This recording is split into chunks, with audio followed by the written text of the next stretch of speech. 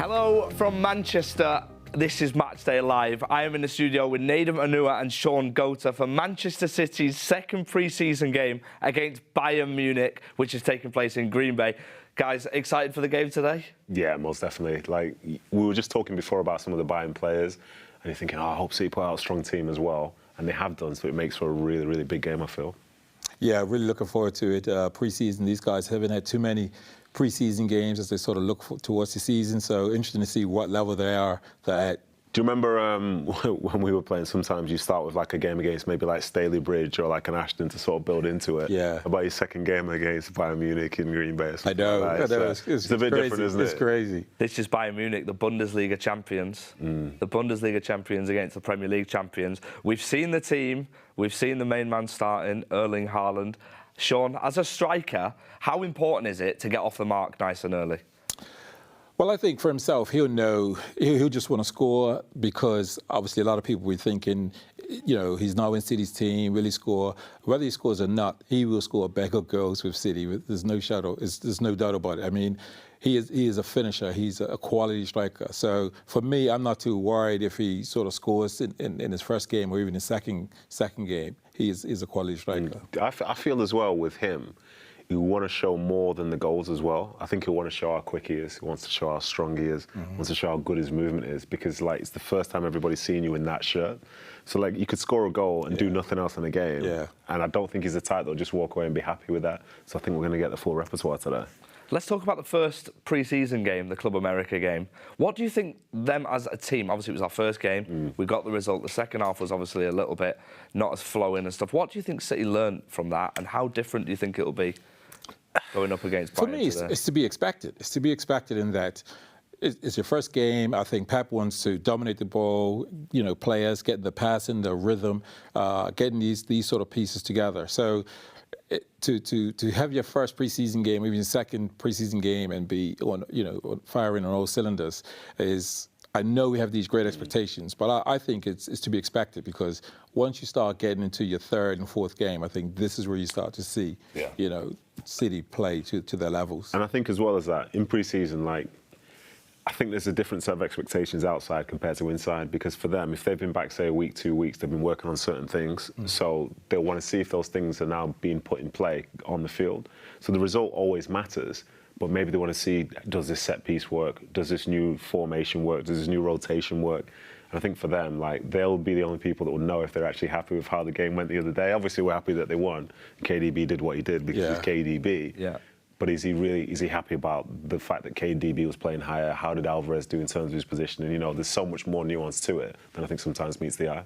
What's it like for a player after having no football for so long and then going into a game? Because the tempo of the game was quite, it's high. Quite something. You know, it was a high tempo game. I don't know if you have, but I've played against some of those Mexican teams when I was in the US. Like, those games are not mild. Like, it's hard, especially playing in Houston as well. And it's a tough field, and like the crowd get really into it. So it is difficult. But in fairness to this group of players, and I'd say arguably this generation, like, they do look after themselves an awful lot. Yeah, I was just supposed to say that. I think, you know, different to sort of my time and to a little bit of the early days when we were playing sort of around the same time, we had like 6 weeks of a break. These players now are sort of 3.5 weeks. You don't really, your fitness doesn't drop till you start getting to 2.5 weeks. So essentially, they've only had probably 10 days of where they've allowed their body to sort of, you know, not perform and just totally relax. So I think the guys, you know, the levels is to be expected as to they'll slowly just build up.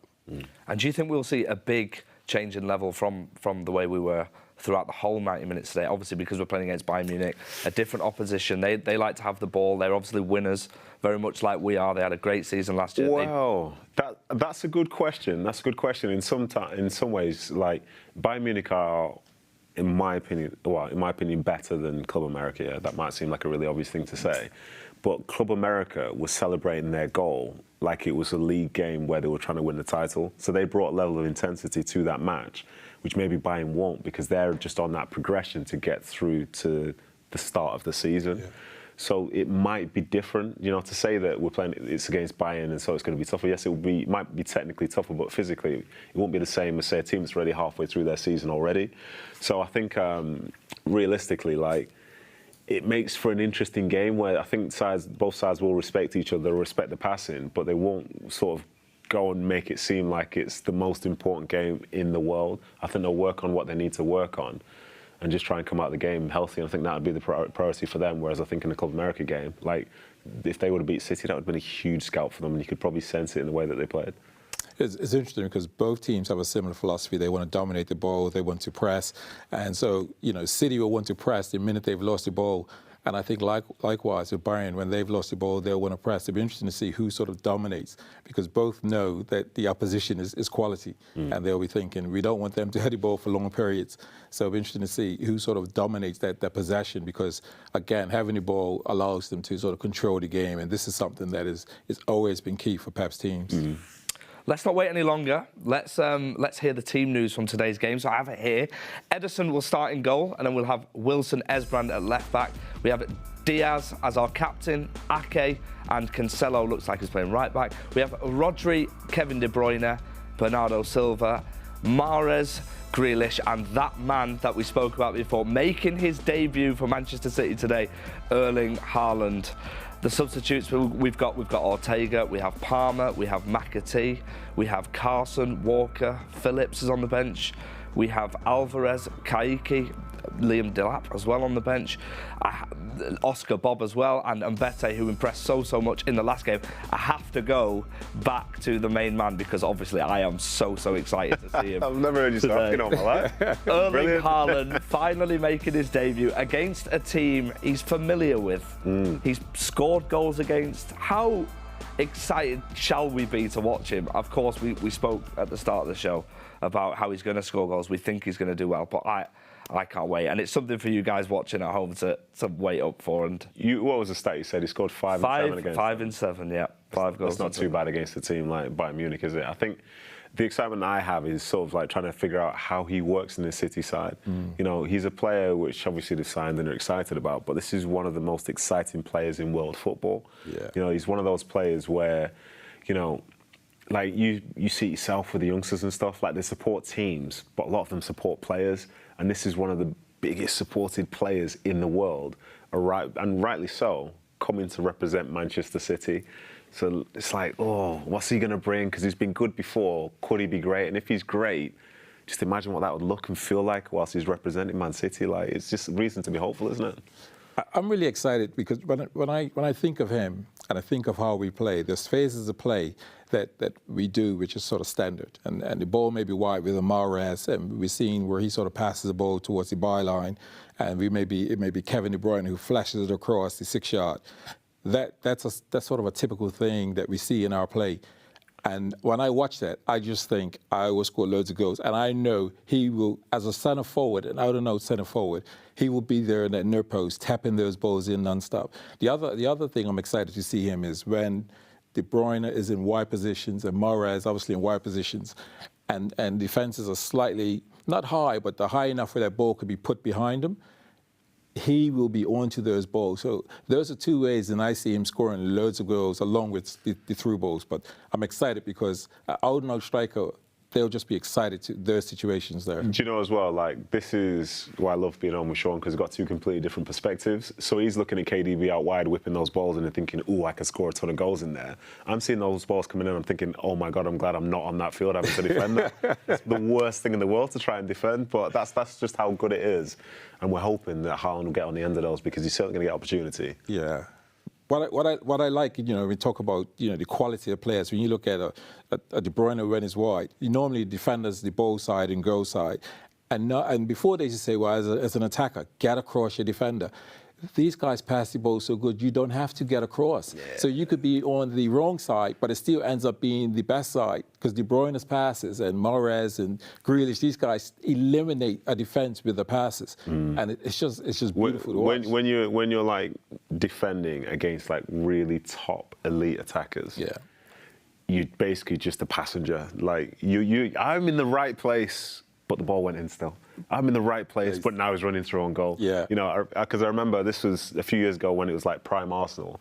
I was on loan at Sunderland. We can see some arrivals there. There's Mr. Pep looking as good as ever, and here they come, our side for today. The last game in America. Amazing. I wanted to ask you guys really quickly, based on Haaland, do you think our style of play is going to change? Do you think we're now going to adapt a lot more to his strengths? He's very good in the air. You know, he's great at his hold-up play, etc. Do you think we're gonna change, or do you think he's just going to very much fit into an already successful? I would say no. I think his game will adapt to us, but I think the knowledge and information that Pep gives him will allow his game, allow him to still play his game, and be able to play to his strengths. But we will still play the way we play.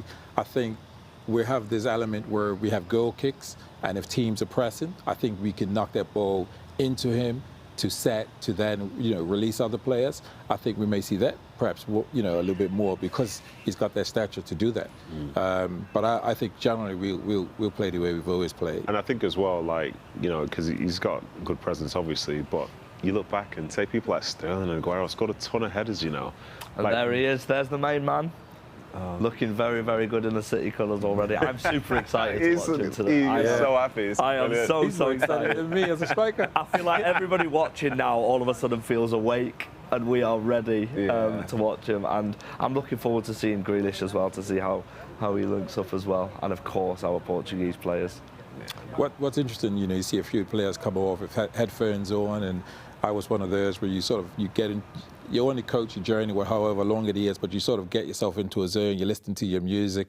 I never listen to anything he would suggest, you know. You know what I mean? But they're in their zone, and you know, when they come off, then this is where they're starting to get into that zone and be sort of ready for it. It's just. What do you reckon you'd be like if you were on one of those team buses? Would you be listening to music or not? Well, I would be probably just enjoying the moment. I would be sat around, be happy to be in the presence of everybody. But I mean, getting into the zone, everyone does it their own way. But the thing that I like about Haaland is how relaxed he is. He just looks like he's having fun all the time. He just looks like he's always smiling. He doesn't seem as phased. We saw when he signed his, you know, when he was unveiled in Manchester, just the interview he gave, it just excited. Yeah, he knows who he is. He knows his standing within football. He understands the way he's perceived online and things like that, because he's a new generation of player, the self-aware player. But he also knows that he's really good at football, and he's got ambitions on trying to get to the very top. You know, he's come up and he's seen Ronaldo's, he's seen Messi's, Lewandowski's, all that stuff, and he wants to be a part of that group of players, and he's laying the foundation bit by bit to get there, and he knows he can do it, and this is why he's at Man City, because it's the best opportunity to do so, isn't it? I mean, when City look at players and recruit players, they look at the whole player, and they recruit him not only because he's a great player, but it's also the person that he is. You know, they would know about him as a person and that he would be a good fit. And so the reason we see him relax is because everyone's welcome, and they know he's you know, we can see he's got this humble personality in him, but when he gets on the field, he becomes this beast, this animal, and so we're really looking forward to seeing him. How does the pressure get to you as a striker? So, for example, obviously, I mean, I know you don't feel pressure. What does he have to do? He's just got to kick a ball. I think you've got to score goals. That's the most important thing. Pressure comes from the individual putting it on themselves. So, you know, thinking about the price tag, thinking that I'm a striker, that I've got to score goals, thinking I'm a wide player, I've got to come and assist goals, I've got to, you know, live up to all these expectations rather than what is my game, how do I, you know, what is my game and how do I play and perform at my best. When they start overthinking things, this is where the pressure starts to come. Yeah, and I think the pressure is like subtly different because, you know, I was joking around, but there is an element of pressure out there, and it's because you do have those expectations on yourself. But I always would rather, in my opinion, please don't attack me, I'd rather take the pressure of an attacker, because if you get it right and you play well, because you want to play well, you might win the game for your team. As a defender, the initial instinct as you're out there is, I hope I play well so I don't cost my team, because I can't win the game at the back unless I say score a goal, if you know what I mean. But how likely is it that I'm going to be the one who scores the goal? Interesting, because when I was always defending, I always thought I could help win the game by also defending well, whether that's stopping my player. Well, that's after you've scored the goal, though, that's the thing. So now you want to protect your legacy. You have a point there. Let's go and catch up with Natalie, who was speaking to Ruben Diaz in Green Bay just pre-match.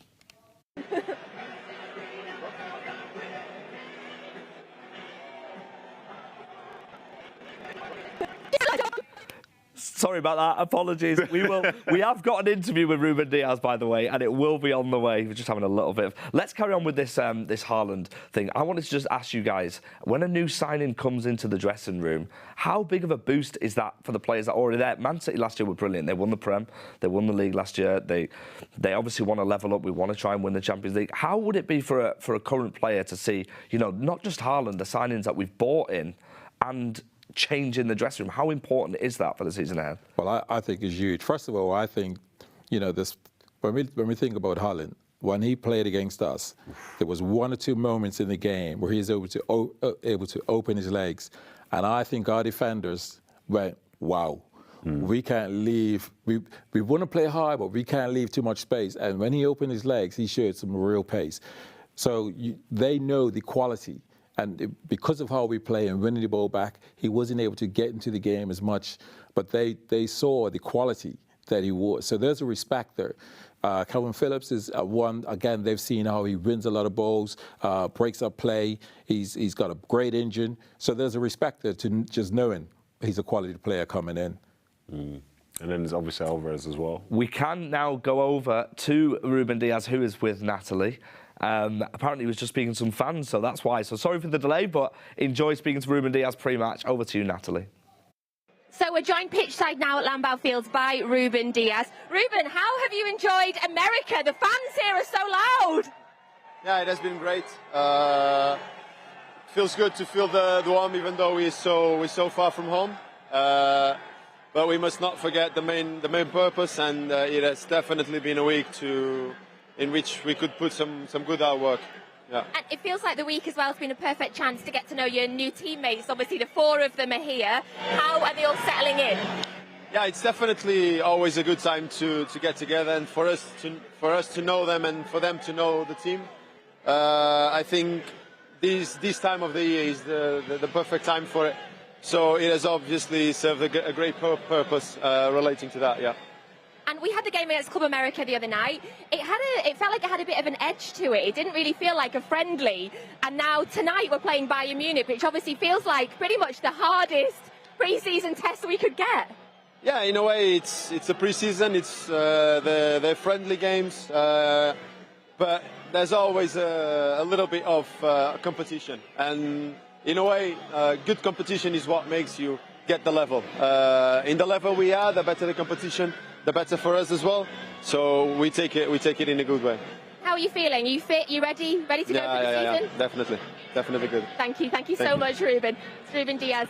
Over to the studio now for FG, Nedum and Shaun. Shaun is back, lads. Smash it. He's always so relaxed, our captain, isn't he? Ruben Dias, he's another one who set the ball, had the ball running straight away. He came straight into the side, and it looks like he's been there for years already. Yeah, it's most definitely it. Like, his style of play, it's a great signing from City because his style of play suited what City needed in that particular moment. But then ironically, I say that, but City aren't a reactive club because the recruitment, as Shaun will tell you, it's not like you do well in the summer and you join City. They look at it across a longer period of time, whether it's 6 months, 9 months, a year, 18 months and the like. So, he was a very good signing indeed. And you guys can see some live shots on the screen right now of the goalkeepers coming up to warm up. Ederson playing for the first time. Ortega was great in his first game, wasn't he? Looked really secure with his feet as well. Yeah, he certainly was. For me, it's a shame Zach Steffen left, but I understand why he's left on loan. The World Cup coming up in November time. But, for City, it's just a case of just bringing somebody in and just trying to make sure that they don't change the way that the club play based on how they come into the side. So it was good to see him moving the ball well, looking confident and playing tons of good balls, yeah, for sure. I'm very excited to see how he pushes Ederson this year as well, with the extra fact that he's very good at kicking. I think for me, Ederson, we know how good he is with his feet. Yeah. I don't think there's anyone in world football as good as him with his feet. Apart from maybe the opposition goalkeeper we have who can. Yeah, it's true. Yeah, it's going to be taking shots at each other. That's a good spot actually. I mean, you're looking at the 2 best goalkeepers talking about with the ball at their feet. I mean, the 2 of them, in terms of when they're being pressured, to be able to not only see the near pass, as in, centre backs, but also being able to see the wide players when being pressed and hit that 50, 60-yard pass and think, how is he seeing that? Well, my mind will just be thinking, there's a striker charging me down, I need to clear it, but they're actually finding passes. So you're talking about two quality goalkeepers here. They're really good at the feet. For sure. The game's just evolved so much, hasn't it? Every year you seem to see the way goalkeepers are playing. You see teams from all across every league in Europe, everywhere, even in England, trying to play out from the back, all trying to do it. And it just seems like Ederson is so important, or a goalkeeper who can play with his feet is so important to our system. Yeah, for sure. Like, in playing at the back, especially, like, Shaun might not have necessarily felt this because he was further up the field, but in playing at the back, like, the two centre-backs split and the goalkeeper becomes the third person. You know, if you didn't trust your goalkeeper, you'd bring another player back there, which takes a bit of the attacking threat away elsewhere. But when you know there's somebody that good who you can trust with the ball, like, it also puts off the opposition because, you know, if you're under pressure and you roll it to him, the opposition don't want to run to him because he'll just move it somewhere else, and before you know it, you're in the wrong spot. So he's fantastic for teams that want to play. They need people like that who are good with their feet, but as well as being good with their feet, he doesn't really take chances like that. If you know what I mean? Like, he's making the right balls, making the right decisions, and keeping it moving. So he's very much like one of the outfielders, except he's just in goal. I don't think we could actually talk about this point without sort of mentioning Pep, because I think he has changed. For me, he has changed the game. And you know, the odd time I've seen even a non-league game, and I'm looking at players play out the back and goalkeepers, and I'm just thinking, wow, the game is just so changed. And it's because, you know, when Pep came, goalkeepers were expected to do this, and they do this. And again, you know, you go up and down the country and you look at a game and you think they're trying to play out the back. They was not doing this before Pep came. He's the one that's really evolved the game. So it's great that we can see a goalkeeper now as a player. And I just hope one day in the future we can get to see Ederson play 5 minutes out. I know we're in pre-season, but I like to see him just play 5 minutes out, you know, because I think he's that good with his feet. Be interesting to see him. Well, you say that, but I bet he's not going to check on his shoulder. That's something he's not had to do before. Well, you pass like him, he's already seen the pass. That's very true. It's very true. Just a quick one for you guys at home. Remember, you can watch the full game on City Plus or on Recast with exclusive live commentary from Alistair Mann and Michael Brown. We also want to hear from you in the studio and in the US. You can see a number on your screen right now. Feel free to send us a WhatsApp if you've got any questions for Shaun or for Nedum. Oh, I doubt you'll have any for me. Feel free to send them in, and we will try and get back to you on the show. I want to move quickly on to a man who has started his pre-season the way he finished last season. Here we go. For me, the best midfielder in football. We're so lucky to have him, Kevin De Bruyne. Special. Like, I was doing the show for the last game. And before the match, we were thinking, I wonder if he's only going to play 45 minutes or something like that. And the way that first half was, he looked like he was only going to play 45 minutes because he gave it everything, like it was the last game he was ever going to play. Like, he was going all out. And he's just remember his quality. He's someone who's moving, running with the ball, running without the ball, the eye for a pass. And as we saw in the game, the finishes, like, you know, he's so good at finding space. And then, in fairness for this goal, the one thing he did wrong was this horrible touch here, but the rest of it, like, you know, that little touch there is not by accident. It's trying to hold somebody off. And that finish, it makes it look so easy. And that's the thing that's like, it's both beautiful and incredibly frustrating because whenever I try that, I fall over. You know, that's the downside. But what a player. And, you know, the fans, they came to see him, and you can see so many blue shirts there out in Houston. But yeah, you can see, I mean, we know about his quality, but there's also an aggression to win that ball that pops up. He gets there. Just here, the aggression to want to win that. And well, the rest of it is what he does. You know, he just side foots balls 24, 25 yards out in the corners. Yeah, and do you know what else to look out for is after he did it, no one was really buzzing like it was the greatest goal that's ever been scored. Yeah. Because it's like, this is what he does, It's just the way he makes the hard things look so easy, the way he does things so quickly. It's his ability is second to none. Like, he's absolutely incredible. What about him as a leader on the pitch? He may not be the most vocal, but when you have a player like Kevin De Bruyne who can grab the game by the scruff of the neck like he does, how much easier is it for the players on the pitch?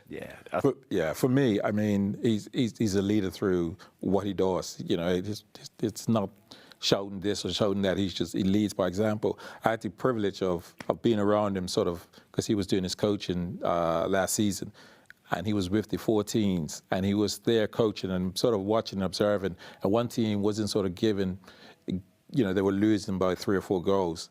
And sort of his talking to them saying, I could see his hunger about not wanting to lose games and how he's saying you should hate losing. And just in him sort of speaking to them, I could see his desire, like he doesn't like losing. So when we look at that preseason game there and we think, he's just got it in him that he wants to win. And so he just flicks on the switch and it's like, it may be preseason, but I want to win. In my time, preseason was about getting your fitness, not getting injured as a striker. Can I get a goal or two and just keep progressing to the start of the season? Yeah. These guys are at a level where, because you're the best in the world, we do all those things, but we also don't lose. Yeah. And he's got that in him. He's a real leader, and we saw it in the last game of the season as well. And there was a second goal, the winning goal on the night as well. Unbelievable pass by Mahrez, but we're talking literally millimetres here and milliseconds sort of for the defender, Nedum. I know. Listen, it's like a defender's nightmare, that goal. You've got the person standing in front of Mahrez who looks like he's in the right spot. The person that had Kevin De Bruyne, he thought he was in the right spot, and literally 3-4 seconds later, the ball's in your goal. It's incredible quality, the pass, the touch, the finish, the understanding between the two. And, that's repetition and just sheer quality, knowing, it's the football IQ. Yeah. They both knew that was the right thing to do in that right moment, and look at what it led to. It's sheer class, and they make it look simple, but it's because they're just brilliant footballers. It's interesting that the game is in an NFL stadium. KDB is often like a quarterback, because he can read the field, he's level-headed. See what you've gone for there. No. Let's go back to that stadium. Natalie is with Joleon, Lescott and Pablo, Zabaleta, and let's go back to the US. Welcome to Lambeau Field. We are pitchside in this historic stadium for tonight's pre-season friendly as the champions of England take on the champions of Germany. And we've seen the team news. I'm joined, as always on this tour, by these two lovely faces, Joleon and Zaba. Are you still here, guys? You still here? You surviving, Zaba? Yeah, last day. I'm gonna miss you guys. I'm gonna miss you. It's been wonderful. Thank you. So we've seen the team news, and the big news, obviously, Joleon, is Erling Haaland makes his debut for Manchester City. How excited are you? Yeah, very excited. Obviously, I think he mentioned it in the week that he was going to play today.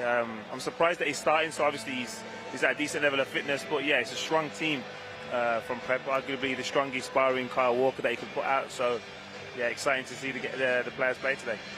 In terms of making a debut, Zaba, his debut here at this historic stadium in front of an 80,000 crowd. Couldn't be even better than that. Absolutely brilliant. Great to see Erling starting today for the team. Usually we play 45 minutes. And yeah, what a great stadium to play, to enjoy and get some minutes, get the rhythm, getting to know the players as well. So yeah, great news. So you think we'll see him for the first half, and then you expect to change at half-time? I think 45 minutes will be enough for him, or maybe 60. I don't know how he feels. But obviously he's not been playing much. First game the pre-season for him. Sometimes it's just good for those players to go step by step. And playing against Bayern Munich is going to be a tough game. So I think 45 could be enough for him. In terms of a debut for him, Joleon, what are you hoping to see from him today? Understanding. I'm not expecting too much in terms of sharpness, and obviously he's going to be technically very good because he is. But in terms of super sharp, I don't expect that to be the case tonight. But understanding of where his teammates want him to be, where he needs to be to score goals and create opportunities. The American fans absolutely love it here. When the team walk out for the first time, Zaba, to train, and then it's going to be so loud in here, isn't it? Nah, the stadium is so big, amazing, and it's been sold out. So yeah, probably we'll see 80,000, 85,000 today. Really good. A lot of blue shirt. Yeah, the atmosphere is going to be fantastic today.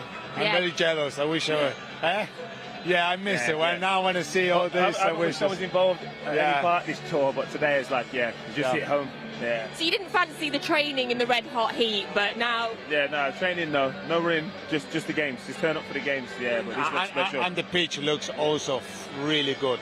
I keep hearing from the locals, I don't know about you, the taxi drivers and the people that we've been meeting around about how lucky we are to be playing on this pitch. They all say how sacred it is and how big of an occasion it is that they're letting us on their pitch. No, and it's a small community. It's not a big city, and yeah, that's true. That they're always saying that is a special place. I don't really follow much NFL, but walking around the stadium and you can see the history of the club and even Joleon, he knows probably more than me. You know, he said that it's a big team, big stadium, and yeah, we are so lucky to be here today.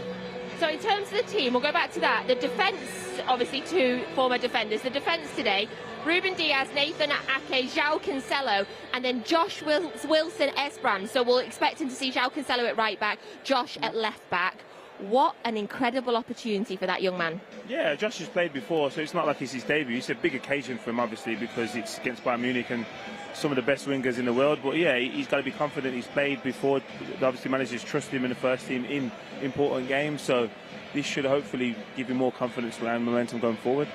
And we'll see João Cancelo at right back, continuing his ability to just be so diverse everywhere, Zaba. Absolutely, it's good. It's good for João to play as a right back as well. It's a position that he knows. He plays a lot for Portugal, and always good to have a player who can do both sides, you know, and he's really good.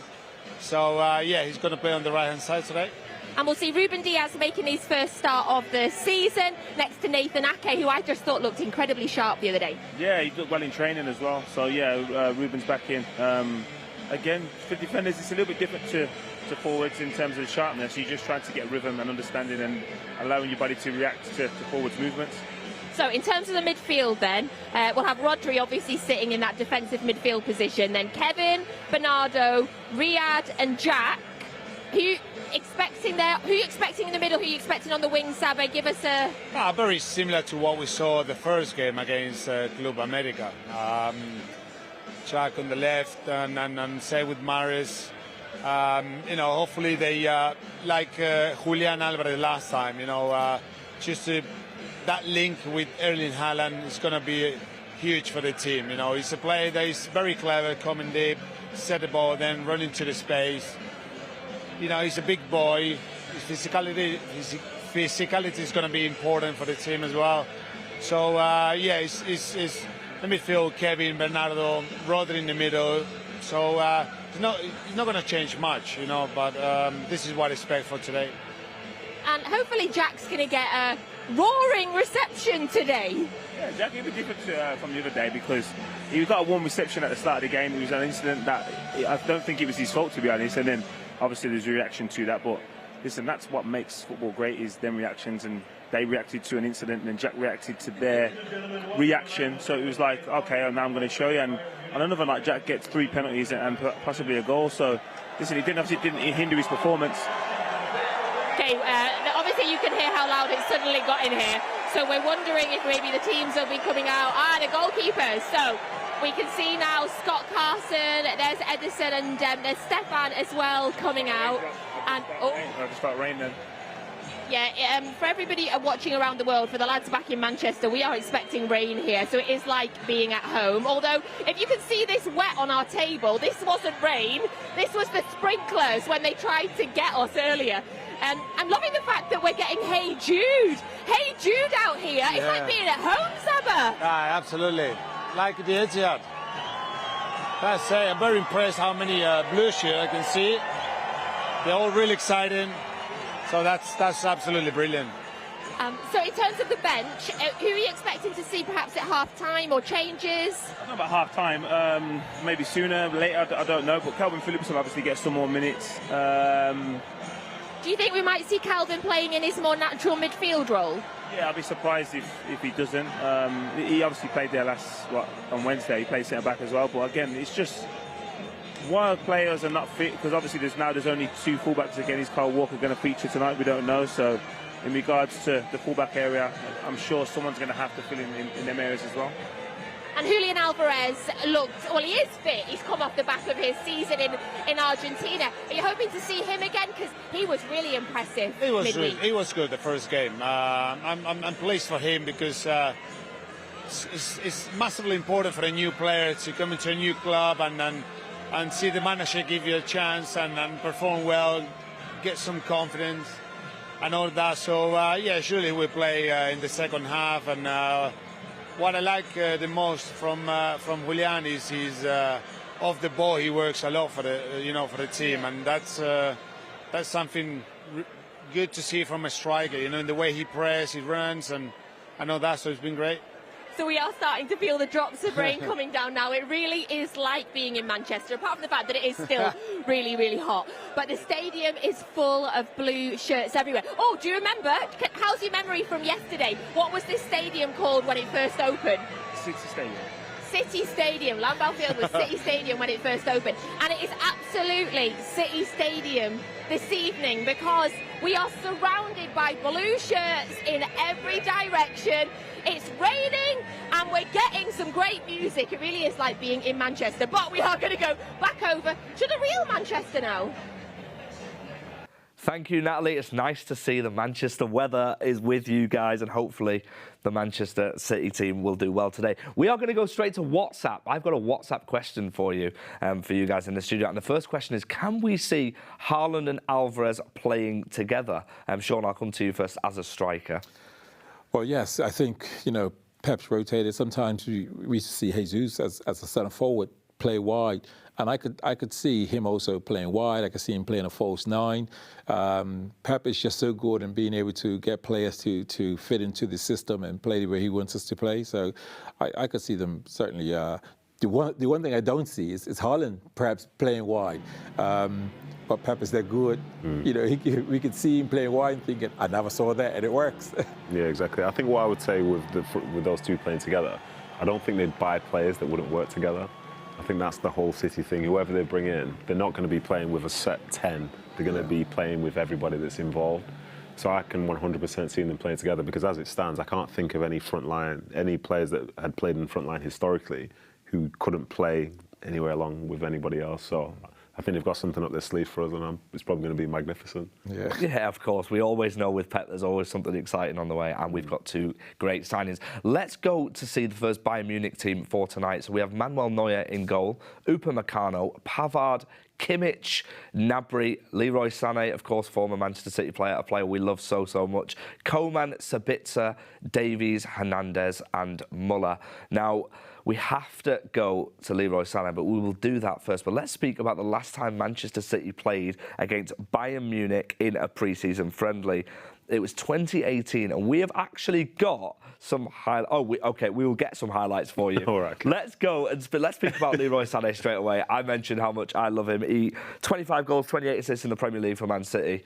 A great player, super exciting. He's part of a team that was really exciting. How do you think he's going to fare today against us? He's a world-class player, and he's playing for Bayern Munich for the third season, I think it is, or maybe fourth season. He's going to be very comfortable in terms of understanding their system and understanding his strengths. So I'm sure he's going to just try and get the ball and just get out the City the same way that, say, he has done for every other team he's played against since he's been at Bayern. But I think it'll obviously be different for him seeing that shirt, because I don't know about you, but it was always weird playing against teams that I'd played for before. But I'm sure you'll see some familiar faces. I'm sure they'll be happy to see him. We'll be happy to see them. But as is the case with people who arrive at City and people who arrive at Bayern Munich, they're all winners. So all those relationships, they do matter. But as soon as the whistle goes, it's just about winning the game for your team. So I'm sure he's going to put on a performance. We do not want to see him win today, unfortunately. We shared some really good memories. Young Player of the Year. We can see the highlights on the screen right now. He was just super exciting and just super energetic. And on his day, he was unplayable, Shaun. Yes, he was. I mean, the pace, how we played him, certainly he was one where we looked for him to go towards the byline or go to the outside of the fullback. But again, he's sort of a calm character. But I think deep down, he'll be wanting to sort of, prove wrong. I, for one, was one that was hoping he would stay because I was loving what he was doing. He was an exciting player. So it'd be interesting because every time I played against one of my former teams, I wanted to play well. I think you just want to show that you play well. And I think that will be with him tonight. He'll want to play well and perhaps show that he's quality and that he's with a good team, but hopefully he has a quiet game. It'll be interesting to see how much he's matured as a player. We had quite a raw Leroy Sarnie when he's a Manchester Young Player of the Year when he played for us as well. It'll be interesting to see how he's adapted and how it's different. The game's evolved, obviously, the Premier League's evolved massively, but I imagine playing in the Bundesliga around, like you said, great players as well. It'll be very interesting to see how he fares. Yeah, for sure. I think he is a lot more mature, but a lot of that comes through just playing games. As you get older within football, you just understand the game more, understand what matters, what doesn't, and the mistakes you make when you're younger, you don't realise the mistakes until you learn that that's what they are. So he is a better player now, in my opinion, and with that, it's a shame that he's playing for Bayern. But this is football, and I think as you look at it, I'm with Shaun. It was sad to see him leave, but then in the same breath, he's gone on to win many titles with Bayern, and City have gone on to win many titles without him. So, this is one of those things where just player turnover happens, and it's a shame. But he did leave some very good memories that will last forever. Right, let's go back to the US then. Natalie is pitchside with Joleon and Pablo Zabaleta. So the rain is just about holding off here at Lambeau Field. The atmosphere is building and building. It's getting louder and louder in here. I cannot wait for the start of the game. Of course, City taking on Bayern Munich tonight. Joleon, in terms of a pre-season friendly, it feels like Bayern Munich is pretty much one of the best tests that we could get at this point. Oh, 100%. Always a big, massive team, massive club to play, and obviously you've got world-class players like us as well. So, yeah, it'll be a huge test tonight. We've got a bit of history with Bayern Munich as well. You both have played there. What are your memories of playing them, Zaba? Well, always it's been one of the toughest teams to play against. Bayern, especially in Europe, they have always good players. The club is huge as well, big history. So, but always, I remember that 3-2. Yeah, the mix, yeah. Always... Barcelona, Bayern Munich. That's all I remember in Champions League, the first few years that we've been involved in the Champions League. So you've been in a squad to face them 4 times. Do you know how many of those we won? 2. And do you know if you started or were you on the bench? Yeah, I played in the 2 wins. We played... I set you up nicely there, by the way. He makes sense. Yeah, it makes sense. As I said, it makes sense. No, one was at home. I think we won 3-1, I think, and then 3-2 away. James Milner scored 2 goals as well, and he was unreal that game. Yeah. Have they always been tough games? Yeah, always. To be fair, that's my favourite stadium to play at. Munich Stadium. When you go there, it's all lit up red, and yeah, it's very special. To be fair. Oh, how does it compare to this stadium? Oh, it's different. It's totally different, but it's open. It's it's compact. It's like a bubble wrap thing, and then the tunnel is down, sunken into the ground, and it closes, so you can't get out at certain times. But yeah, it's equally as exciting, but different. By the way, the goalkeepers are training right behind us, as you can see. If I see a ball coming, I'll shout duck, by the way, because there's a good chance that one of us is going to get knocked out. But to be fair, that's going to make great viewing for everybody else except us. So in terms of Bayern tonight, Zaba, they also have a couple of big new signings. Obviously, they signed Mane. They recently signed Matthias de Ligt. What are you making of their team? They have unbelievable players, especially up front. They have pace players who run into the space. They are really threat going forward. So that's going to be very important for Man City today to keep that balance, because they are quick on the counter. But then new signing, the light 80 million from Juventus. But they are a strong team. They also have a good manager. He's young, enthusiastic. He's been doing a great job when he was at Red Bull Leipzig. So they are a really good team, to be honest. In terms of Mane, incredible signing for them, really, Joleon, because he, for me, was easily one of the best players in the league last year. 100%. I love to watch him play, even though he performed for Liverpool. He was always a tough opponent when I played against him. But yeah, he's going to be a huge loss for Liverpool, but a huge acquisition for Bayern. So obviously the roar that you can hear is the players coming out to train. there is a lot of Manchester City fans in this stadium. Zaba, what does it feel like when you walk out into a stadium and all of a sudden you hear that roar and it's for you? It's a special moment. It's great because, you know, you've just been in the dressing room just waiting to go on the field to do the warm-up and see the fan, and you can really see how everyone is so excited to see the players. It's a great moment you walk through the tunnel. It's fantastic. Yeah, they're training right behind us in that beautiful training top. I wear that a lot. I love that training top. So the signing from Mane for Liverpool was a great signing. Matthias de Ligt, we mentioned that they've recently just signed. He came on as a substitute in their midweek game, but only played about 20 or so minutes. He was linked with a lot of clubs in the summer, though, Saba. So he's been another big signing for them. No, absolutely. He's a good player. He's done a great job when he was at Ajax. Then, at Juventus, probably not too sure, but still a big player. It's not easy when a top club want to sign a top centre back. The owner is going to cost a lot of money, but yeah, it was a good piece of business for Bayern.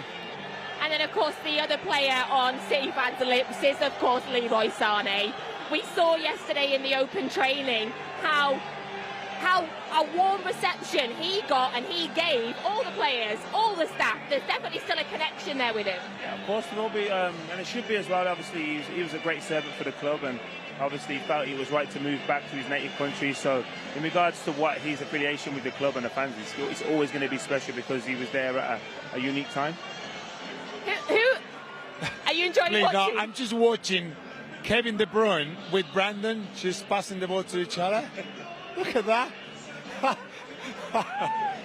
That's Brandon crazy. is living his best life, always. The rain is starting to come down a little bit heavier now. I'm glad I'm in a black top, but at least we'll be all right. In terms of the battles on the pitch tonight, who are you most looking forward to seeing going up against each other?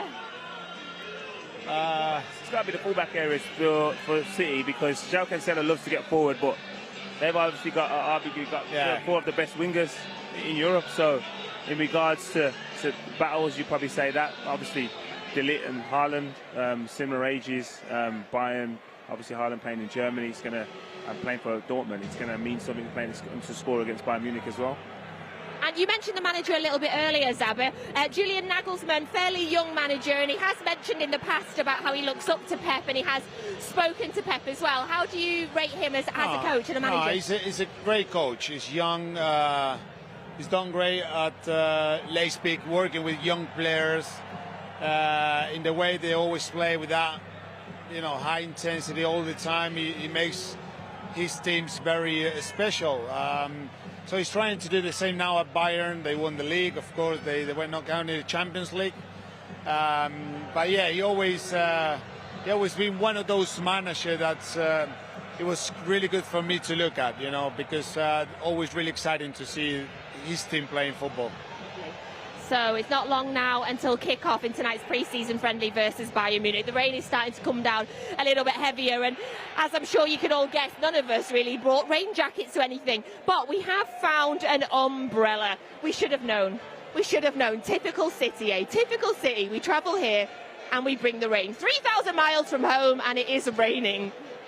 We'll be back in a minute. It always makes me laugh how the rain always follows Natalie, thank you, Joleon, and Pablo as well. We're in the studio here. Kickoff is fast approaching. I saw a man on the screen before I wanted to speak to you guys about Rodri and his development in this Pep Guardiola side. He's been incredible. Last year especially, I feel like he levelled up. How important and vital is he to our system, Nedum? I think, to be honest, last season I think he was one of the best players, not just at City, but in the Premier League. Firstly, in his fact that he was available, the fact that he was like the centrepiece to how they were playing. For all the good attacking prowess that they show on that higher side, that has to come from somewhere. And I think the back line and him in particular, allowing that level of security, but then having that quality of pass to just basically change the tempo of the game. I thought it was absolutely incredible. Him, Bernardo, and a couple others, I thought they were literally incredible last season. So I think to see how important he's become He's incredible because only 18 months ago, I think some people are thinking like, it has to be Fernandinho. I think in the Champions League final, obviously we didn't play with a holding midfielder, but the talk was it had to be Fernandinho, it had to be this. But now we're in a position whereby if you see Rodri's not playing, you're like, what are we doing? Like, it has to be Rodri. And I think that's credit to him because Fernandinho was a legend, but come the end of last season, it made more sense to see Rodri. And that's an incredible thing to say in this moment. Absolutely right. And I was one of those that was like, Fernandinho, he does this for me, he does that for me. And as games are going on, and I'm sitting there thinking, Rodri hasn't passed the ball wrong. He puts out these fires, and he puts out fires in a different way, not by going and sort of winning balls, but it's like one way in possession, and you think we may have lost it. He's there turning out and going out the other side, and all of a sudden, we've now got comfortable possession. He just puts himself in these positions, and you just think, he releases players that's under pressure and says, I'm here. And then we're going out the other side. His positioning, his game intelligence is absolutely brilliant. He's so vital to how we play to maintain keeping the ball. So, as you said, last season he was just, for me, I think he was brilliant in there, and how he just transitions the ball, keeps possession, and is one of those that you don't really talk about. But I go away and I think, he bloody played brilliant. You say that, but he scored some big goals as well, We can talk about the goal last game of the season against Villa, but then there was also the one away at Arsenal.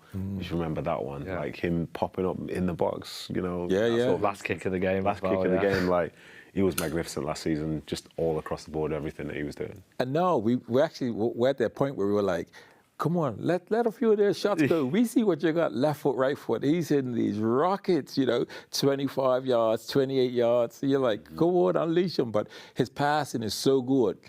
And that's what I like about it, because you sometimes you're thinking, go and shoot. And he goes, nope, it needs to go out wide. And then 3 passes later, we are getting a goal because Mahrez is delivering a ball, Grealish is delivering a ball, or somewhat, and so it's brilliant to see that we have this balance, that he has the patience to say, no, I don't need to shoot now, I could reel it wide, and we're going to produce quality from there as well. He's sort of made that position his own, hasn't he? Since, for me, Fernandinho, we were so lucky to have watched him for so long. But Rodri now looks to me, he's just signed a new contract with us. He looks like he's going to be that is his position long term. We have just bought in Calvin Phillips. Where do you think he fits in this midfield? I mean, he played centre half in the last game against Club America, probably filling a gap, and he was brilliant. He's got a great passing. Yeah, I mean, Calvin Phillips, I think, is one of those. Again, he's British, so he's got that hunger, he's got that desire, he's got that tenacity about him. And with Pep, we know that there's always rotation. So I see him playing a huge part as well, in terms of certain games where Pep's like, we need that. We need that aggression in the game and that second ball. And there's a game and we're going to dominate the ball. So he's going to just stay with Rodri. So I think there's going to be that rotation. So you look at some players and you think, we're interested in this player. But then I think Pep finds a way that just elevates a player till you just go, I know he was good, but I didn't know he was that good. That's because of the knowledge, the information, and how Pep makes him just, fit into it. Totally agree. Super exciting to see a player like Calvin Phillips. Let's head back to the States. I've just heard in my ear that they've got some umbrellas now, so it's raining there. We're nice and dry in the studio in Manchester, but we are going back to Natalie, Pablo, and Joleon in the States. So welcome back to Pitchside at Lambeau Field. We've just watched an incredible uplifting video about City. It's made me all emotional. But the rain has started to really chuck down now. We've had to put the brollies up. I've had to put my new jacket on, but I love it, so it's fine.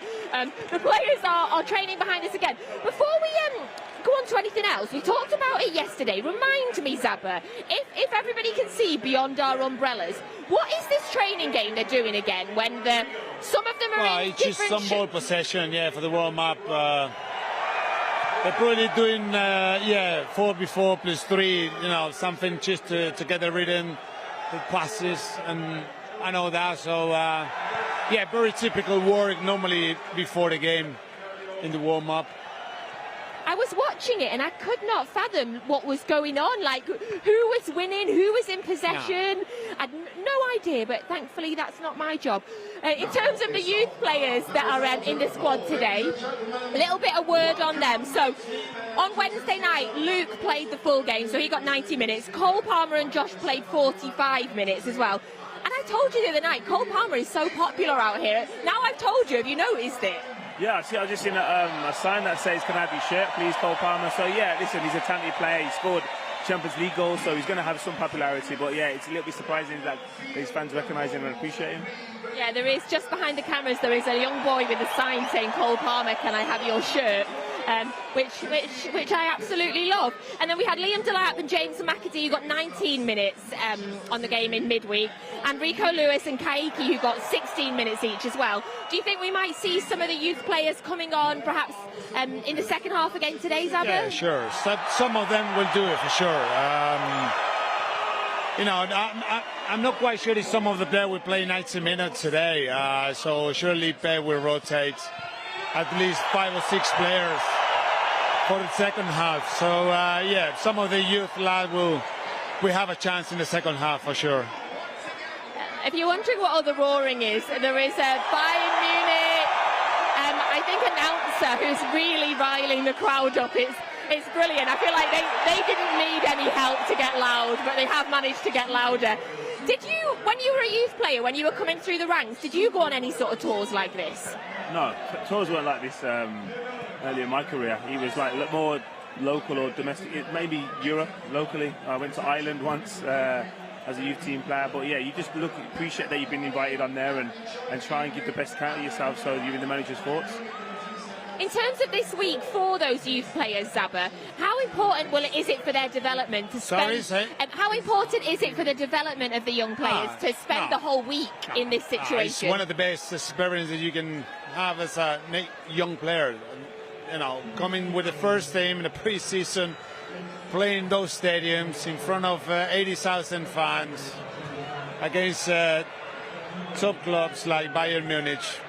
That is something that they have to enjoy, for sure. And but in the meantime, they have to work hard, be humble, listen to the manager, listen to the senior players, and show Pep that they are good enough maybe to play some of the games this season. Big opportunity for them.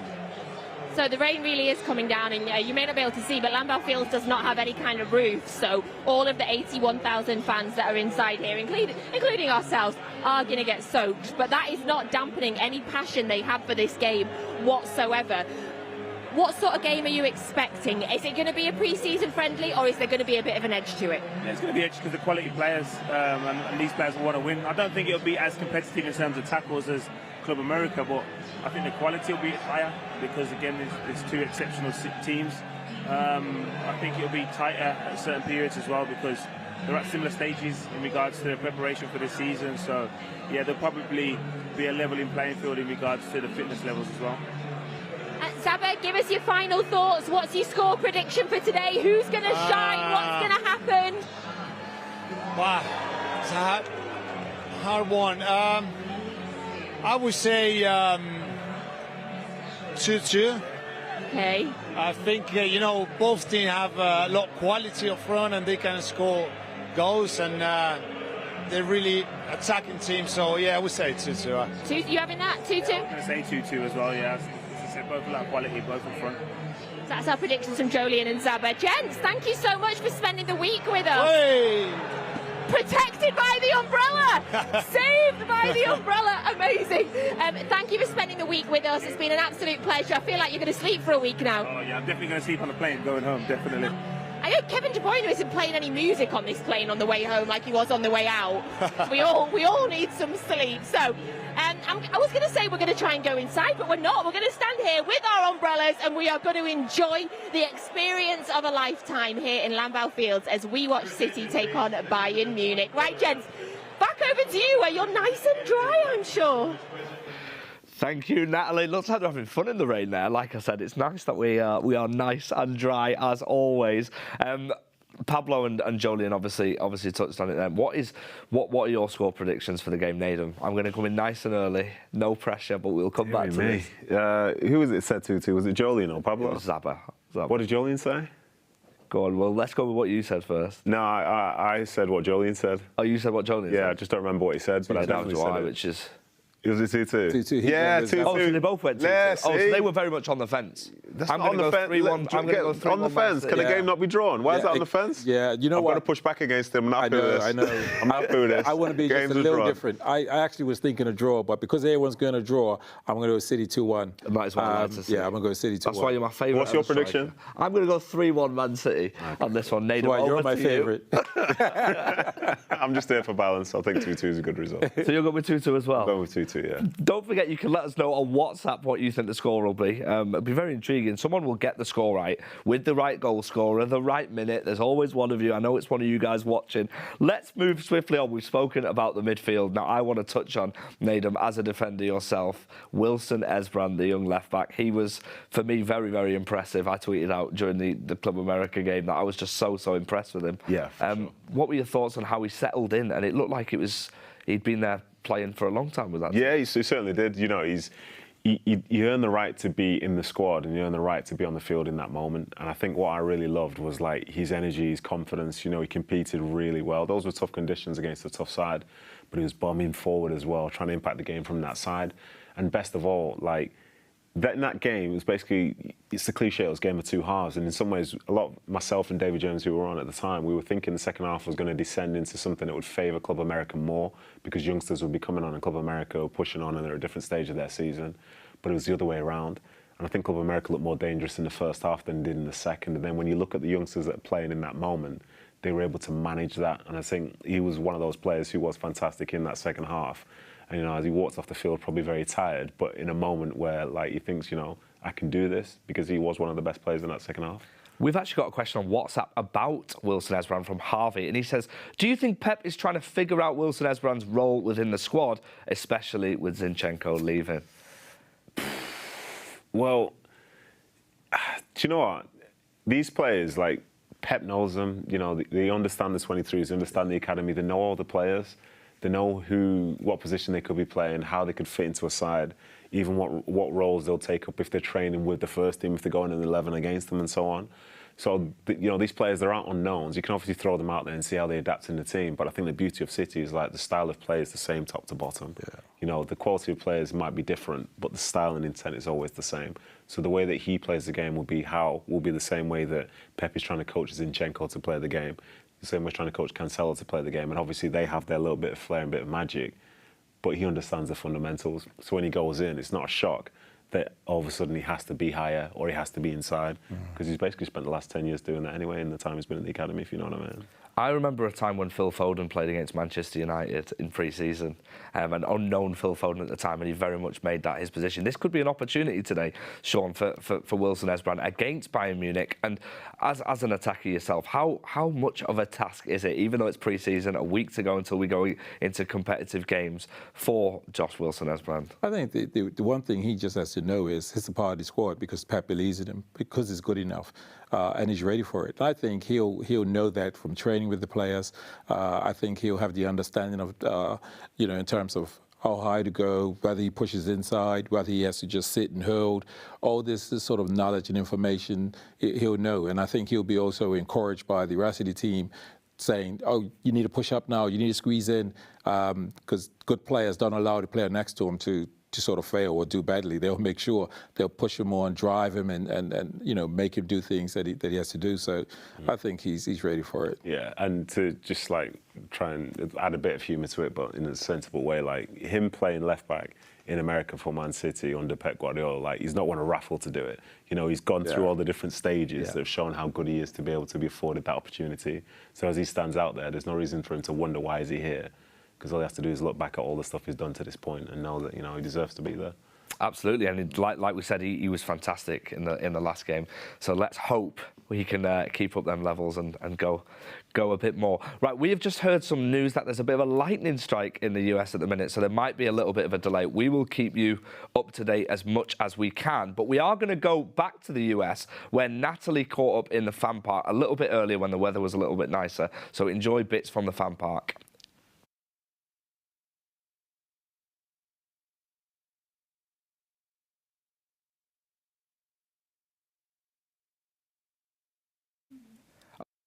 Well, that was the fan park. It's good, looked really good actually. It looked Yeah, fantastic. didn't And sound great, but it I looked good, imagine yeah. Definitely looked the part. Natalie was having a lot of fun. We will get that back with some audio very soon. Let's go back to do the conversation about our defence. For Wilson Esbern, how easy is it to be playing alongside Nathan Ake, Ruben Diaz and João Cancelo in that back four, and of course with the protection of Rodri in front of you? Yeah, if I could just take this one for a second, like, I think the thing which a lot of people miss, and it's perfectly fair to miss, because this is the only time you see them, like, he trains with them on a day-to-day basis. Yeah. They train as a unit, so it's no surprise when they step out there that they know how each other work. You know, the standard in training must be, like, so high that you have to be good, you have to be competitive, and you have to sort of do everything you can to complement those around you, because the game then becomes easier.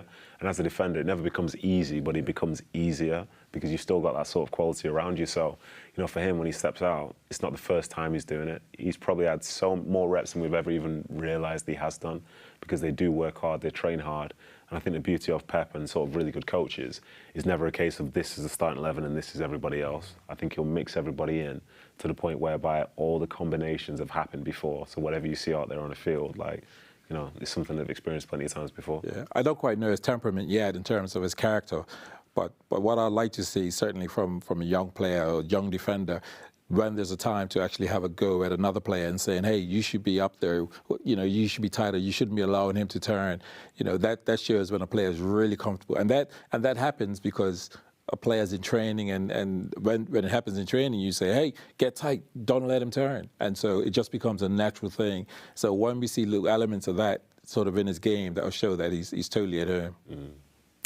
I have just had confirmation as well that we have got a 30-minute delay for kickoff. This is a live match feed. You can see the lightning is there. The people have gone inside. We hope everybody in the US is safe. Do stick with us if you're watching. Remember, that man, Erling Haaland, is playing tonight. He's going to make his debut. And it just means we have the pleasure of having an extra 30 minutes together. Nedum and Shaun, what an absolute pleasure. Yeah, you know what, without really going off on one, but I actually had a little bit of experience with this situation, going back with having a team in Bermuda that played in America, and it really, you know, your whole game plan sort of changes. We're not used to this, you know, in terms of when you prepare for a game and then actually the game is 30 minutes delayed, you warm up. So players now will go inside. Some players will still be juggling balls and thinking, well, I'll just tick over. Some players will be like, right, boots off and let me, you know, for 15 minutes and then put my boots back on. So it's a whole different sort of, you know, preparation that, and because we're talking about world-class players, they would not allow even this situation to get into their way in terms of how well they start or how well they play. Totally agree. I wanted to ask you actually about that. So when you look at a preparation for a match day, as you both know, how simple do you keep it firstly, and how similar do you keep it to the last week? Like, is it a thing where every week you do the same thing, you put the left sock on first, and etc., or do you change it up? Love that question. You know, for me, I wasn't one of those that felt you had to, you know, tie your left boot first or etc., or have lucky boxes, because it's inevitable that there's going to be a game where you're not going to win or you're not going to play as well. So I didn't get into that. I also knew that if I warmed up badly, it didn't mean I'd have a bad game. And once I started to know that as a player, if I had a bad warm up, I would still know I could still perform. So you start to learn that with experience. Well, when I was younger, I had a bad warm-up. It would affect my game, and I'd be like, I know I'm going to play bad, and I would inevitably sort of have an average or bad game. But when you get experience, you just know that warm-up means nothing. And there's likewise, you could have a great warm-up, and it doesn't quite go for you. You're like, how have I missed those easy chances? My warm-up was great. Have we got time to talk about this? Of course, we've got all the time in the world. 30 minutes extra, you say? Yeah, I think the experience thing is exactly right, because that's how I went through my career. Towards the end of my career, like, as long as I was just comfortable, like, that's all that mattered. You know, like, I wouldn't necessarily have to eat the same things all the time because it just wasn't really fussed. As long as I felt like I'd been fed and had the right things, it's fine. When I'm in the dressing room, sometimes I wanted to listen to music, but lots of people wanted to talk to me, so I just stopped listening to music, and I just spend most of my time just talking to people, and then just before going out, I do a little bit just to get my body moving and so on. Whereas I'm seeing other people, you know, the left sock, right boot, right boot. you know, go and turn around, 3 turns this way, 4 turns this way, forward roll, and like, this is it now, they're going to have a great game. And in fairness to them, like, I would never tell them it wasn't going to work, but like, we're playing for a team that didn't win every single week. Yeah. So like, it's like, well, if you want to take a close look at this, it's probably not working out. But like, you just realise the ways in which you get ready aren't necessarily the ways that you think they were at the start. Like, even to go back to when I was playing for QPR, there was a time where we had a game on a Friday and a Sunday. The manager said, whoever plays on a Friday will not play on the Sunday. So I did all my set routine, everything like this, played on the Friday, played well. And then on the Friday night, I said, just eat everything available, because I'm not playing Sunday, I'm chilling. Then a little bit extra on the Saturday. And then when Sunday came, he put the team up, and I was in the team.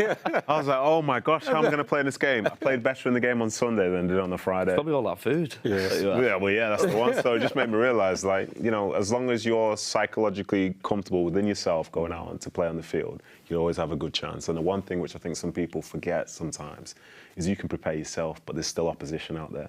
You know, and that's a bit which people think they can overcome because they've had their cereal 3 hours before they were supposed to kick off. It's interesting because right now, I mean, we know players normally they prepare for a game. Some have music. You know, my time we used to have one of the players, Kevin Orlock, used to be cracking jokes, and you almost forget you've got a game. We're sort of in the physio room laughing in hysterics, and it's like, oh, we've got to go out in 5 minutes. And some players are like that. So it'd be interesting with this situation here. Like, does the guy sort of? Are they just juggling balls? Are they now putting headphones back on and saying, "Well, I've got 10 minutes"? Because they also get a warning to say, "Listen, you can go and warm up at a certain time." So they got all that, so they can really just sort of switch off in a sense and then come back to it. Yeah, everyone is different, and like, my way isn't necessarily the right way. Someone else's way isn't necessarily the right way. But there are certain things that go into football. Like, if you take a step away from that sort of football bubble and just look at it, it's funny because, like, say, when people think, oh, the manager must have given like a great team talk or something, I'd question most people. Does your boss ever give you the team talk that inspires you to have the best day of your life? The answer is probably not. It's within yourself. Yeah, it's exactly. It's within yourself. Whatever the manager's saying, if you're a good enough player, you understand what needed to be said, what needed to be done anyway. And to add to that, you then have some players who want to give the big rallying speech and stuff before games. They give it, and then the game's not kicking off for 10 minutes. Yeah. Like, you've completely forgot what they said anyway. You know what I mean? So it's like, looks so dramatic and like, this is the greatest thing ever. Yeah. And then you go out, you're like, all the best, man. All the best. Yeah, Nedum, where am I on the set pieces? Yeah, I think you're around the back. Yeah, I think that's what it is, yeah. How much do you guys listen to what the manager says? Obviously, you guys listen to what the manager says, and we're all... Don't throw us on the bus now. No, absolutely not. Yeah, No. like But when the manager says something 10 minutes before kickoff to you guys, like, are you already in the zone? Or is it... Of course, when we're so blessed to have a manager like Guardiola... He's not... For me, he's not saying anything I'm not already aware of. Yeah. You know, I think if he's saying something to you 10 minutes, 20 minutes before the game, you know, I'm already aware of this. Yeah. So it's not saying anything like, oh, Shaun, this defender, he's aggressive, he's this, or on set piece, I want you here. I'm sort of already switched on to that. I think for a manager that is doing that, they're just giving reminders to players. Yeah. So it's almost like that they're busy around the time rather than just sort of sit down, relax, and I've done my job. I think there's like a bit of a taboo with managers who just sit on the sideline and don't seem too active on the side. But a lot of those managers are like that because they've spent the Monday through Friday getting ready for the game on a Saturday, and they have confidence in the players that they know what they're doing. When a manager's on the side frantic, it's because everything's going wrong according to how they saw it. But if you coach a team really well, that's very rarely going to be the case. You might have some reminders and say, I just want you to do this, and they're making, like, you know, audible changes in the moment. But the core foundation itself is there. And, like, even before a game, you can have the big rallying talk. And, you know, different levels. Some people like that, like it when a manager's really pumped up. But as an individual, like, you realise there are 11 individuals within a team, and they're not all the same. So a manager, like, crying in front of you saying this is the biggest game of your life, like, you might be thinking, well, it's not my biggest game of my life. So I appreciate you crying, but I still want to win the game, but it's not necessarily this that's going to cause me to win the game. This is what you need, not necessarily what I need. OK, so I've just been told in my ear that the people are going back into the stadium right now. This is a live feed, so kickoff is not going to be a half an hour delay. We're looking to get it a little bit earlier for you guys, probably around 10 minutes time. What we're going to do is we're going to go to the press conference from yesterday to see a snippet from our manager, Pep Guardiola. It's not just City fans, it's fans right across the globe who are very excited to see Erling Haaland play in a Manchester City shirt for the first time. You said obviously a couple of days ago that you were hoping he was going to be involved. Can you give us a further update? Do you think he might play tomorrow? Yeah, if tomorrow is nothing wrong, if this afternoon is nothing wrong in the training session, or maybe tonight was really bad and fell down to the bed and broke his ankle, so tomorrow is going to play. Yeah. That's not happened, no. Not happened what? That's not happened. He's not fallen off his bed. No. Well, we'll see tonight. Maybe had nightmares, and I don't know. Hopefully not. We can see some live shots behind me on the screen of the boys in the tunnel, ready to go. It looks like kickoff is not too far away. Let's have a talk about that kit real quick. How nice are our kits this year? We can see Ruben Diaz getting ready and the players making their way out. So we've had our predictions. We're ready to go. Shaun, Nedum, looking forward to the game?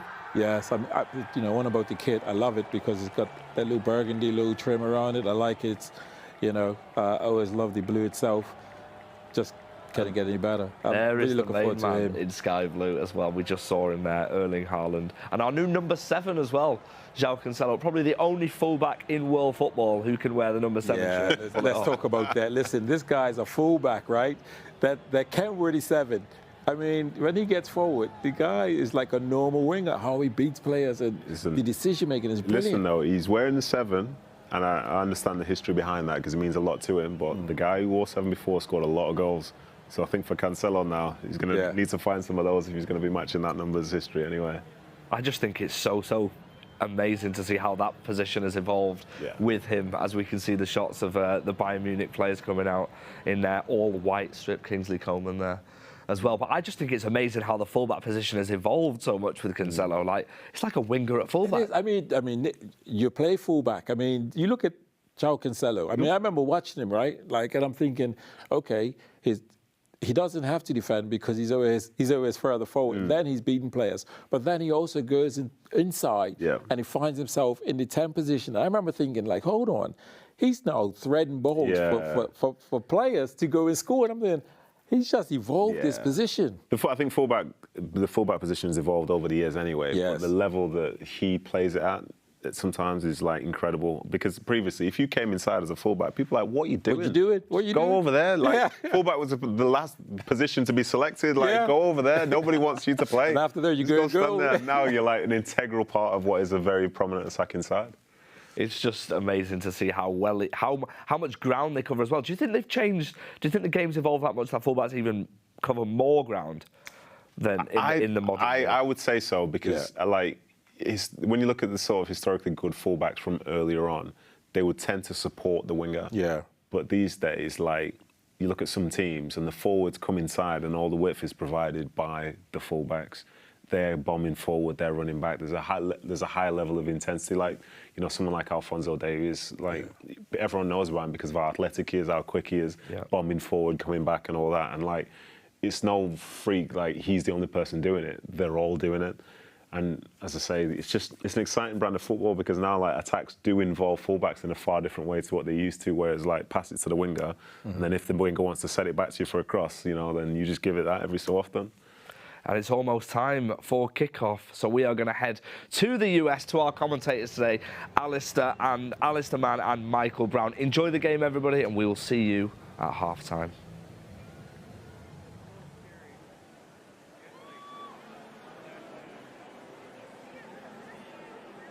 So, we've got a match on at last. The conditions have finally decided to relent, and City are ready to face their final match of the US tour.